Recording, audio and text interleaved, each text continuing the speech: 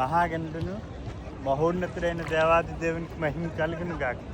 మన రక్షకుడైన యేసుక్రీస్తు శుభప్రదనామములు. మీ అందరికీ మృత సముద్రం డెడ్ సీలోంచి నా శుభాలు తెలియపరుస్తున్నాను. మీరు చూస్తూ ఉన్నారు కదా, నేను నీటి పైన తేలుతూ ఉన్నాను. దేవునికి స్తోత్రం కలుగును గాక. ఈ డెడ్ సీ, ఇది డెడ్ సీకి 3 దశలు.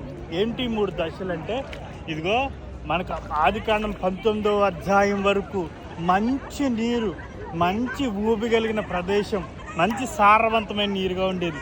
ప్రస్తుతం ఇది 2వ దశ, అనగా మరి సొదొమ గుమరాలపై దేవుడు మరి అగ్నిగంధకములు కురిపించినప్పుడు ఈ విధంగా ఉప్పు సముద్రంగా డెడ్ సీగా తయారైపోయింది. అసలు దీని పేరు మనం చూసినట్లయితే పరిశుద్ధ గ్రంథంలో 14వ అధ్యాయం ఆదికాండంలో ఉంటుంది, సిద్ధీము లోయ. దీని పేరు అందరూ కూడా డెడ్ సీ అంటారు, కానీ దీని పేరు సిద్ధీము లోయ అన్నమాట.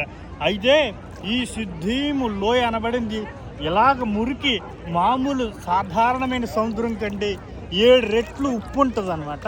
మినరల్స్ అత్యధికంగా ఉంటాయి, అందుకనే తేలుతూ ఉంటాం అనమాట. అయితే ఇది ఇలా ఉండిపోదు. యెహెజ్కేలు గ్రంథం 47వ అధ్యాయం ప్రకారం ఇది మళ్ళీ మంచి నీరుగా మారబడుతుంది. ఎందుకనంటే యెరూషలేములో దేవుని మందిరంలోంచి ఒక నది ప్రారంభమై ఎక్కడైతే యేసుక్రీస్తు ప్రభువారు బాప్తిస్మం ఇచ్చుకున్నారో కాసర్ ఎల్ యహూద్ అంటాం, అక్కడ కలవటం ద్వారా ఇది మంచి నీరు సముద్రంగా మారుతుంది అన్నమాట.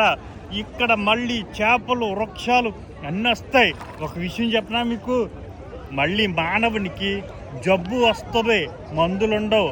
ఆ మందులు ఈ సముద్ర వారణ, అనగా జీవ సముద్రం ఎక్కడ నడిచిందో జీవనది, ఆ ప్రాంతాల్లో మళ్ళీ మందులు వస్తాయి.